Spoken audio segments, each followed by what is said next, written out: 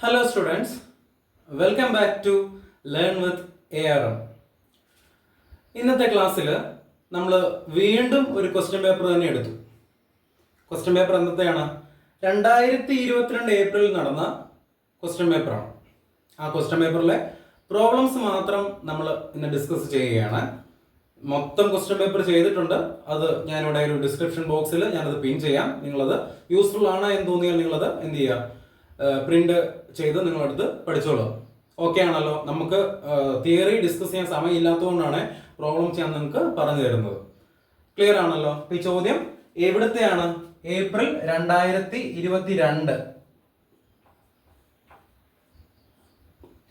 April 2022 question പേപ്പറിൽ part ബിയിൽ problems ഒന്നും ഇല്ലായിരുന്നു. പാർട്ട് ബിയിൽ ഒന്നും ഇല്ലായിരുന്നു, കംപ്ലീറ്റ്ലി തിയറി ആയിരുന്നു.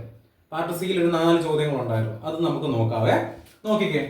The wavelength of sound waves of frequency 214 Hz is 7 meter in water. What is the speed of sound in water? ഈ വേവ് ലെങ്തും സൗണ്ട് വേവ്സും ഒക്കെ വരുമ്പോ നമുക്കറിയാം അത് ഏത് മോഡ്യൂളിലെ ചോദ്യമാണെന്ന്. മോഡ്യൂൾ 1-ലെയാണ്. മോഡ്യൂൾ 1 എന്ന് പറഞ്ഞാൽ നിങ്ങൾക്ക് അറിയാമല്ലോ, വേവ്സ് ആണല്ലോ. അതിനകത്തുനിന്ന് വന്ന ഒരേ ഒരു സെക്ഷൻ പ്രോബ്ലം ഉള്ളൂ. നമ്മൾ നേരത്തെ പഠിച്ചിട്ടുണ്ട് കേട്ടോ. ആ ഒരു പ്രോബ്ലം ആണ് വന്നിരിക്കുന്നത്. നോക്കിക്കേ. The wave length of sound waves of frequency 210 hertz. അപ്പൊ ഈ ഹെർട്സ് എന്ന് പറയുന്നത് എന്താണ്? ഫ്രീക്വൻസിയുടെ യൂണിറ്റ് ആയതുകൊണ്ട് നമുക്ക് അവിടെ എഴുതി വെക്കാം. ഫ്രീക്വൻസി തന്നിട്ടുണ്ട്. ഫ്രീക്വൻസി എന്ന് പറയുന്നത് എത്രയാണ് മക്കളെ? F is equal to 210 hertz. Hertz frequency, kilo hertz ഒന്നും അല്ല. അതുകൊണ്ട് കൺവേർഷൻ ഒന്നും പോകരുത്. 7 മീറ്റർ എന്ന് പറയുമ്പം ലെങ്ത് ആണ്. ആരുടെ ലെങ്ത് ആണ്? വേവിന്റെ നീളം, വേവ് ലെങ്ത്. അപ്പൊ നമുക്ക് എന്ത് എഴുതി വെക്കാം? Wave length. വേവിന്റെ ലെങ്ത് എന്ന് പറഞ്ഞാൽ ലാംഡ അല്ലേ? Wavelength is equal to എത്രയാണ്? 7 മീറ്റർ. മക്കളെ നിങ്ങളൊന്ന് ചിന്തിച്ചോണേ. മീറ്റർ തന്നു കഴിഞ്ഞാൽ ലെങ്ത് ആണ്, ഡിസ്റ്റൻസ് ആണെന്നൊക്കെ നമ്മൾ അറിഞ്ഞിട്ടുണ്ട്, അല്ലെങ്കിൽ അറിയാം. യൂണിറ്റ് കൺവേർഷൻ ഒന്നും പോയിക്കരുത്. മില്ലിമീറ്റർ ഒന്നും അല്ല തന്നിരിക്കുന്നത്.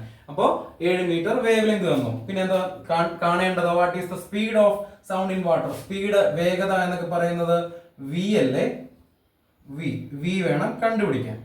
ഇത് മൂന്നും ഉൾപ്പെടുന്ന നമ്മുടെ ഒരു ഇക്വേഷൻ ഉണ്ട്. ആ ഇക്വേഷൻ എന്ന് പറയുന്നത് കാണാതെ പഠിക്കാൻ ബുദ്ധിമുട്ടുള്ള ആൾക്കാർ അത് ഇങ്ങനെ ഒന്ന് വരയ്ക്കുക. എന്നിട്ട് ഇവിടെ വി എഴുതി വെക്കുക, ഇവിടെ എഫ് എഴുതി വെക്കുക, ഇവിടെ ലാംഡ എഴുതി വെക്കുക.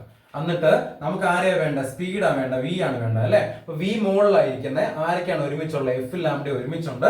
അപ്പൊ നമുക്ക് എന്ത് എഴുതി വെക്കാം? വി ഈസ് ഈക്വൽ ടു എഫും ലാംഡയും ഒരുമിച്ച്. അപ്പം V is equal to F lambda. ഈ ചോദ്യത്തിൽ നിന്ന്, ഈ ഒരു സെക്ഷനകത്ത് നിന്ന് വേറെ കാര്യങ്ങൾ പറഞ്ഞുതരാം. ലാംഡയാണ് കണ്ടുപിടിക്കേണ്ടിയിരുന്നെങ്കിലോ അപ്പൊ നമ്മൾ എന്ത് എഴുതി വെക്കും? ലാംഡ ഈസ് ഈക്വൽ ടു ആരാണ് മുകളില്? വി മുകളില് എന്താണ്? ഡിനോമിനേറ്ററിൽ ആരാ? എഫ്. അപ്പൊ എന്ത് എഴുതി വെക്കാം? എഫ് വി ബൈ എഫ് എന്ന് എഴുതി വെക്കാം അല്ലെ? സിമ്പിൾ. അതിനകത്ത് എഫ് കണ്ടുപിടിക്കാനായിരുന്നു എങ്കിലോ എഫ് ഈസ് ഈക്വൽ ടു എന്ത് വന്നേനെ? വി ബൈ എന്തെന്ന് വന്നേ? ലാംഡ എന്ന് വന്നേ. സിമ്പിൾ അല്ലെ? ക്ലിയർ ആണല്ലോ? നോക്കിക്കേ. അതിനകത്ത് ആരെ കണ്ടുപിടിക്കണം? V is equal to V ആണ് കണ്ടുപിടിക്കേണ്ടത് അല്ലെ? അപ്പൊ നമുക്ക് എന്ത് എഴുതി വെച്ചു? V is equal to F into lambda എന്ന് എഴുതി വെച്ചു. രണ്ടും തന്നിട്ടുണ്ട്. എഫ് ഈസ് ഈക്വൽ ടു എത്ര? 210 ഇൻറ്റു ലാംഡ എത്രയാ മക്കളെ? 7. ഒന്ന് ഗുണിച്ചേ. ഇപ്പൊ എത്ര വരും? 0 × 7 0. 7 × 1 7. 7 × 2 14. 1470. വെലോസിറ്റി ആണ്. യൂണിറ്റ് എന്ത് വരും? മീറ്റർ പെർ സെക്കൻഡ് വരും. സിമ്പിൾ അല്ലേ മക്കളെ? എത്ര മാർക്കിന്റെ ചോദ്യമാണ്? നിങ്ങൾ ഈ ചോദ്യം ഒന്ന് നോക്കി. എത്ര സ്റ്റെപ്പ് ഉണ്ട്? 1 2 സ്റ്റെപ്പേ ഉള്ളൂ. എത്ര മാർക്കായിരുന്നു? പാർട്ട് സിയിലെ ചോദ്യമാണ്. എത്ര മാർക്കാണ്? 7 മാർക്ക്. ഓക്കെ അല്ലേ? പാർട്ട് എന്താണ്? മോഡ്യൂൾ 1-ൽ നിന്ന് വരുന്ന ഒരേ ഒരു പ്രോബ്ലം എന്ന് പറയുന്ന, ഒരേ ഒരു സെക്ഷൻ പ്രോബ്ലം എന്ന് പറയുന്നത് ഇത് മാത്രമേ ഉള്ളൂ. V equal F lambda, F equal V by lambda, F lambda equal V by എന്താണ്? V by F. സിമ്പിൾ ചോദ്യമായിരുന്നു ഇത് കേട്ടോ. 2022-ലെയാണ്. വേണമെങ്കിൽ 2024-ലോട്ട് വരുമ്പോൾ വേണമെങ്കിൽ റിപ്പീറ്റ് ആയിട്ട് ചോദിച്ചേക്കാം കേട്ടോ. ഇതാണ് ഒന്നാമത്തെ ചോദ്യം, 7 മാർക്കിന്റെ പാർട്ട് സിയിലെ ചോദ്യം. നമുക്കിനി രണ്ടാമത്തെ ചോദ്യത്തിലോട്ട് കിടക്കാം. നമുക്ക് രണ്ടാമത്തെ ചോദ്യത്തിലോട്ട് കിടക്കാം. A concave lens of focal length 20 cm is placed at a distance of 35 cm from an object. Find the position of the image and its magnification. രണ്ടാമത്തെ മോഡ്യൂളിലെ ചോദ്യമായിരുന്നേ. ഒപ്റ്റിക്സിലെ പ്രോബ്ലം നോക്കിക്കേ. ഫിഗർ വരച്ച് തന്നെ നമുക്ക് നോക്കാം കേട്ടോ. A concave lens of focal length 20 centimetre. ഞാനൊരു concave lens വരച്ചു. ഇതാണല്ലോ കോൺകേവ് ലെൻസ്. അപ്പോൾ അതിന്റെ ഫോക്കൽ ലെങ്ത് 20 തന്നിട്ടുണ്ട്. അതോടെ നിൽക്കട്ടെ. Concave lens of focal length 20 centimetre placed at A distance of 35 centimetre from an object. ഇവിടെയാണ് ഒബ്ജക്ട് എന്ന് വെച്ചു. ഒബ്ജക്റ്റിൽ നിന്നും എത്ര ദൂരത്താ? 35 സെന്റിമീറ്റർ. അപ്പൊ ഇതാണ് ലെൻസ് വരെ ഒബ്ജക്റ്റിൽ നിന്നുള്ള ദൂരം 35 സെന്റിമീറ്റർ. ഇത് മൈനസ് ആണോ പ്ലസ് ആണോ മക്കളെ? നമ്മൾ പഠിച്ചിട്ടുണ്ടല്ലേ. നേരെ ഇവിടെ നിന്ന് സൈൻ കൺവെൻഷൻ ഒക്കെ നോക്കുമ്പോൾ ഇവിടെ നിന്ന് ഇങ്ങോട്ട് വരുന്ന വാല്യൂ എന്ന് പറയുന്നത് മൈനസ് അല്ലേ? അപ്പൊ ഇവിടുത്തെ ഒബ്ജക്റ്റിന്റെ ദൂരം എന്ന് പറയുന്നത് എത്രയാണ്? 35 മൈനസ് 35. അപ്പൊ നമ്മൾ എഴുതി വെച്ചു u is equal to -35 centimetre എന്ന് എഴുതി വെച്ചു. ഓക്കെ ആണല്ലോ. രണ്ടാമത് ഒന്നുകൂടെ ക്വസ്റ്റ്യൻ റിവേഴ്സിൽ പോയി. A concave lens of focal length 20 centimetre. Concave ലെൻസിന്റെ ഫോക്കൽ ലെങ്ത് എന്ന് പറയുന്നത് തന്നിട്ടുണ്ട്. അപ്പൊ നമ്മൾ എന്ത് എഴുതി വെച്ചു? എഫ് ഇസ് ഈക്വൽ ടു എത്ര എന്ന് എഴുതി വെച്ചു? 20 സെന്റിമീറ്റർ എന്ന് എഴുതി വെച്ചു. മക്കളെ നമ്മൾ നേരത്തെ പഠിച്ചിട്ടുണ്ട് കോൺകേവ് ലെൻസിന്റെ ഫോക്കൽ ലെങ്ത് എന്ന് പറഞ്ഞാൽ ഏത് വാല്യൂവിൽ എടുക്കാവൂ? മൈനസ് വാല്യൂവിൽ എടുക്കാവൂ. അപ്പൊ കോൺകേവ് ലെൻസിന്റെ ഫോക്കൽ ലെങ്ത് -20, അതിന്റെ ഡിസ്റ്റൻസ് എന്ന ഒബ്ജക്റ്റിന്റെ ദൂരം എന്ന് പറയുന്നത് -35. ഓക്കെ ആണല്ലോ. ഇനി നമ്മൾ എന്താ കണ്ടുപിടിക്കേണ്ടത്? Find the position of the image. Position of the image എന്ന് പറഞ്ഞാൽ ഇമേജിന്റെ സ്ഥാനം ഇവിടെയാണ് അല്ലെങ്കിൽ ഇവിടെയാണ് എങ്കിൽ ഇമേജിന്റെ സ്ഥാനം എന്ന് പറയുന്നത് ഇമേജിന്റെ ദൂരമല്ലേ? അപ്പൊ ഇമേജിന്റെ ദൂരത്തിനെ നമ്മൾ v കൊണ്ടല്ലേ റെപ്രസെന്റ് ചെയ്യുന്നത്. അപ്പൊ നമ്മൾ എന്ത് കണ്ടുപിടിക്കണം? ആദ്യമേ position of the image v നമ്മൾ കണ്ടുപിടിക്കണം. v കണ്ടുപിടിക്കാൻ വേണ്ടിയിട്ട് ഇവിടെ ലെൻസ് എന്ന് പറയുന്ന ഒരു സംഭവം വന്നിരിക്കുന്നത് കൊണ്ട് നിങ്ങൾ ഉപയോഗിക്കേണ്ട ഇക്വേഷൻ ഏതാണ്? ലെൻസ് ഫോർമുല ഉപയോഗിച്ചേ പറ്റൂ. ലെൻസ് ഫോർമുല ഉപയോഗിച്ചു. ലെൻസ് ഫോർമുല ഉപയോഗിക്കുമ്പോൾ എന്ത് വരും? 1/v minus 1/u is equal to എന്താണ്? 1/f അല്ലേ? ഇതാണല്ലോ എന്താണ് ലെൻസ് ഫോർമുല. അതിനകത്ത് നിന്ന് നമുക്ക് ആരെയൊക്കെയാ തന്നിരിക്കുന്നത്? വ്യൂവും എഫും തന്നിട്ടുണ്ട്. അപ്പൊ നമുക്ക് ആരെ കണ്ടുപിടിക്കേണ്ട? വി എന്നെ വേണം കണ്ടുപിടിക്കാൻ. അതിന് വേണ്ടി ഇവിടെ ഉള്ള -1/u എടുത്ത് ഇപ്പുറത്തോട്ട് ഇട്ടേ. അപ്പൊ ഇതെന്ത് വരും? 1/v ഈസ് ഈക്വൽ ടു എന്നാകും 1/f ന്റെ കൂടെ ഇവിടെ നിന്ന് -1/u ഇപ്പുറത്തോട്ട് ചാടി +1/u ആവും. ഈസി, സിമ്പിൾ അല്ലേ മക്കളെ? ആണല്ലോ. നേരെ ഒന്ന് മുകളിലോട്ട് നോക്കിക്കേ. 1/v is equal to 1/f എത്ര? -20 അല്ലെ? ഇവിടുന്ന് കിട്ടിയ വാല്യൂ ഇങ്ങോട്ട് കൊടുത്തു. പ്ലസ് ഇട്ടു 1 ഇട്ടു u എത്ര? -35. സിമ്പിൾ അല്ലേ? ഒന്ന് ക്ലോസ് ചെയ്തേ. എന്ത് വരും? 1/v. നേരെ ഇവ ഇങ്ങോട്ട് ഗുണിക്കുന്നു, ഇതിനെ നേരെ ഇങ്ങോട്ട് ഗുണിക്കുന്നു, ഇവ തമ്മിൽ ഗുണിക്കുന്നു. ഓക്കെ അല്ലേ? അപ്പൊ എന്ത് വരും? Is equal to -20 into 1. ഈ പ്ലസ് ഇങ്ങോട്ട് ഇട്ടു. പ്ലസ് -35 ഇൻറ്റു 1 ഡിവൈഡഡ് ബൈ എത്രയാ? -20 ഇൻറ്റു -35. സിമ്പിൾ. നോക്കിക്കേ. 1/v is equal to -20 into 1 എന്ന് പറഞ്ഞാൽ -20 പ്ലസ് ടു -35 ഇൻറ്റു 1 എന്ന് പറഞ്ഞാൽ -35 ഡിവൈഡഡ് ബൈ -20 ഇൻറ്റു -35 എന്ന് പറഞ്ഞാൽ എത്രയാ? 700 അല്ലേ? മൈനസ് മൈനസ് പ്ലസ് ആവും, ഗുണിക്കുമ്പോൾ പ്ലസ് ആവും. അപ്പം 700 എന്ന് വന്നു. ഈസി അല്ലേ? വീണ്ടും ഒന്ന് ഇറക്കി എഴുതിക്കുക. ഈ സ്റ്റെപ്പുകൾ റിപ്പീറ്റ് ചെയ്യാതെ ചെയ്യാം കേട്ടോ. അപ്പൊ എന്ത് വന്നു? 1/v is equal to minus minus. അപ്പൊ എന്ത് വരും? -55 ഡിവൈഡ് ബൈ 700. ഈ കിട്ടുന്ന എന്താ? 1/v ആണ്. അപ്പൊ നമ്മൾ v കണ്ടുപിടിക്കാൻ വേണ്ടി എന്ത് ചെയ്തു? v ഈസ് ഈക്വൽ ടു നേരെ റിവേഴ്സ് ഇട്ടു. 700 ബൈ -55 ഈസ് ഈക്വൽ ടു ചെയ്യുമ്പോൾ എത്രയാ മക്കളെ കിട്ടുന്നത്? 700-നെ -55 കൊണ്ട് ഹരിക്കുമ്പോൾ -12.73 -12.73 സെന്റിമീറ്റർ. ഓക്കെ ആണല്ലോ? v. അപ്പോ -12.73 എന്ന് പറയുമ്പോൾ ഈ ഭാഗത്തായിട്ട് വരും ആരുടെ സ്ഥാനം? നമ്മുടെ ഇമേജിന്റെ സ്ഥാനം അല്ലെങ്കിൽ ഇമേജിന്റെ പൊസിഷൻ. അപ്പൊ ചോദ്യത്തിൽ പറഞ്ഞിരിക്കുന്ന ഇമേജിന്റെ പൊസിഷൻ നമ്മൾ കണ്ടുപിടിച്ചു. ക്ലിയർ ആണല്ലോ? v is equal to -12.73. നിങ്ങൾക്ക് ഡൗട്ട് വരരുത്. u എന്ന് പറയുന്നത് എന്താണ്? സൈൻ കൺവെൻഷൻ പ്രകാരം ഇടത് ഭാഗത്ത് വരുന്നത് കൊണ്ടാണ് മൈനസ് എടുത്തത്. പിന്നെ കോൺകേവ് ലെൻസിന്റെ ഫോക്കൽ ലെങ്ത് എന്ന് പറയുന്ന മൈനസ് എന്ത് വരും? മൈനസ് വാല്യൂ ആണ് എടുക്കുന്നത്. നമ്മൾ സൈൻ കൺവെൻഷൻ വെച്ച് നമ്മൾ പഠിച്ചിട്ടുണ്ട്. ഓക്കെ ആണല്ലോ? അപ്പൊ v കിട്ടി. അപ്പൊ ചോദ്യത്തിൽ പറഞ്ഞ ഇമേജിന്റെ പൊസിഷൻ നമ്മൾ കണ്ടുപിടിച്ചു. അപ്പൊ എന്താണ്? v യും കിട്ടി, u യും കിട്ടി, f ഉം കിട്ടി. ഇനി രണ്ടാമത് എന്താ പറഞ്ഞിരിക്കുന്നത്? മാഗ്നിഫിക്കേഷൻ. നമുക്കിനി മാഗ്നിഫിക്കേഷൻ കാണാൻ വേണ്ടിയിട്ട് ഇക്വേഷൻ യൂസ് ചെയ്യാം. Magnification m is equal to രണ്ട് ഇക്വേഷൻസ് ഉണ്ടല്ലേ. ഒന്ന് hi/ho is equal to v/u എന്ന് പറയുന്ന ഇക്വേഷനും ഉണ്ട്. ഈ രണ്ടും ഉണ്ട്. ഇതിനകത്ത് ഹൈറ്റും ഒന്നും തന്നിട്ടില്ലാത്തതുകൊണ്ട് നമുക്ക് ഏത് യൂസ് ചെയ്യേണ്ട? hi/ho എന്ന് പറയുന്ന ഇക്വേഷൻ യൂസ് ചെയ്യേണ്ട. ഏത് യൂസ് ചെയ്താൽ മതി? m is equal to v/u എന്ന് പറയുന്ന ഇക്വേഷൻ യൂസ് ചെയ്താൽ മതി. കാരണം നമുക്ക് v ചോദ്യത്തിൽ തന്നിട്ടുണ്ട്, u തന്നിട്ടുള്ളത് കൊണ്ട് ഏത് ഉപയോഗിക്കാം? m is equal to v/u എന്ന് പറയുന്ന ഇക്വേഷൻ യൂസ് ചെയ്യാം. അപ്പൊ എന്ത് വന്നു? m is equal to v എത്രയാണ് മക്കളെ? ഇവിടെ കിട്ടി. എത്രയാണ്? -12.73 ഡിവൈഡഡ് ബൈ u എത്രയാണ്?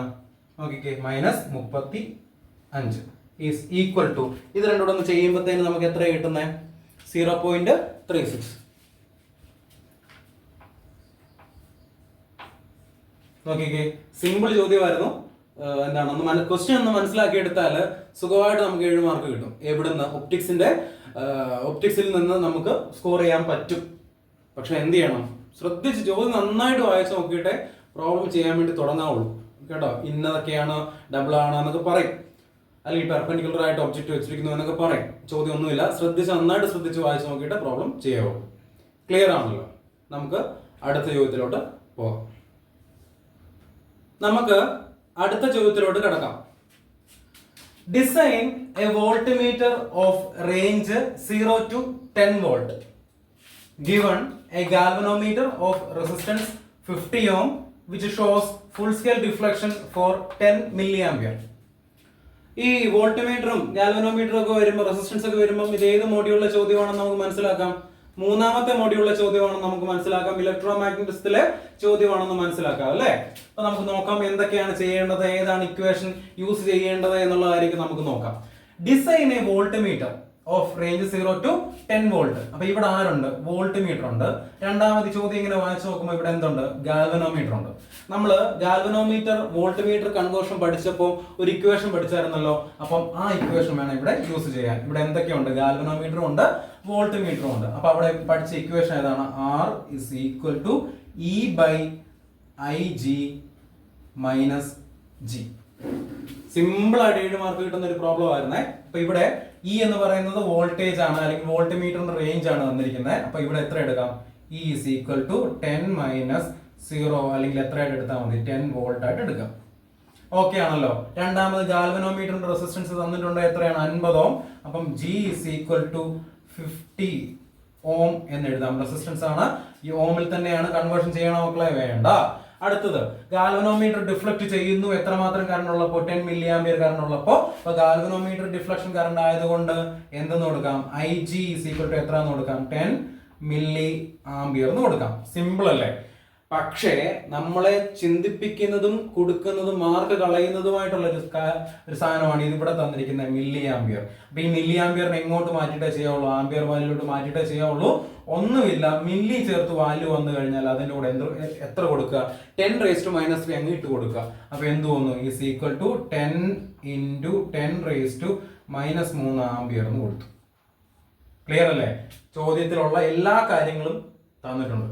ഇക്വേഷനകത്തോട്ട് സബ്സ്റ്റിറ്റ്യൂട്ട് ചെയ്യാം. ഈസ് ഈക്വൽ ടു E എത്രയാ മക്കളെ? E എത്രയാ? 10 ഡിവൈഡഡ് ബൈ Ig എത്രയാണ്? 10 × 10⁻³ മൈനസ് G എത്രയാണ്? 50. കാൽക്കുലേറ്റർ എടുക്കുക, ചെയ്യുക. എത്ര വരും? 950 ഓം എന്ന് വരും. ക്ലിയർ ആണല്ലോ മക്കളെ? നോക്കിക്കേ, എത്ര മാർക്കിന്റെ ചോദ്യമാണ്? 7 മാർക്കിന്റെ ചോദ്യമാണ്. എത്ര സ്റ്റെപ്പേ ഉള്ളൂ? ആകെ 2 സ്റ്റെപ്പേ ഉള്ളൂ. അതിനകത്ത് നമ്മളെ കൊടുക്കുന്നത് എവിടെയായിരിക്കും? ഗാൽവനോമീറ്റർ ഡിഫ്ലക്ഷൻ കറണ്ട് എന്ന് പറയുന്നത് മില്ലിയിൽ തരും, ഉറപ്പായിട്ടും മില്ലിയിൽ തരും. നമ്മള് എന്താണ് അതിബുദ്ധി കാണിച്ച്, നമ്മുടെ ഒരു പൊട്ടത്തരം കാണിച്ചിട്ട് അവിടെ എത്ര മാർക്ക് കളയരുത്? കിട്ടാണ്ട് 7 മാർക്ക് നിങ്ങൾ കളയരുത് മക്കളെ. ഓക്കെ ആണല്ലോ? ഇതായിരുന്നു 2022 പാർട്ട് സിയിലെ മോഡ്യൂൾ 3 നിന്ന് വന്ന പ്രോബ്ലം. ഓക്കെ ആണ്? അടുത്ത ചോദ്യത്തിലോട്ട് കടക്കാം. അപ്പൊ മക്കളെ, നമ്മുടെ 2022 ഏപ്രിലിലെ അവസാനത്തെ ചോദ്യത്തിലോട്ട് കടക്കാം. ഈ ചോദ്യവും ഏത് മോഡ്യൂളിൽ നിന്നായിരുന്നു? നമ്മുടെ 3ാമത്തെ മോഡ്യൂളിൽ നിന്ന് തന്നെ ആയിരുന്നു. 3ാമത്തെ മോഡ്യൂളിൽ നിന്ന് എത്ര ചോദ്യങ്ങൾ ഉണ്ടായിരുന്നു? പാർട്ട് സിയിൽ പ്രോബ്ലം ആയിട്ട് തന്നെ 2 ചോദ്യങ്ങൾ ഉണ്ടായിരുന്നു. നമുക്ക് നോക്കാം. Two resistors 24 ohm are connected in parallel and the combination is then connected in series with 8 ohm. Find the effective resistance. പറഞ്ഞു ഇഫക്റ്റീവ് റെസിസ്റ്റൻസ് കാണാൻ വേണ്ടിയിട്ടുള്ള ചോദ്യമാണ്. രണ്ട് റെസിസ്റ്റേഴ്സ് 24 ഓം, അതായത് രണ്ടെണ്ണത്തിന്റെ വാല്യൂ എത്ര തന്നെയാണ് 24 ആണ്. അത് എങ്ങനെ കണക്ട് ചെയ്തു? പാരലായിട്ട് കണക്ട് ചെയ്തു, സമാന്തരമായിട്ട് കണക്ട് ചെയ്തു. നമുക്ക് എങ്ങനെ വരയ്ക്കാം? ഇങ്ങനെ വരയ്ക്കാം അല്ലേ?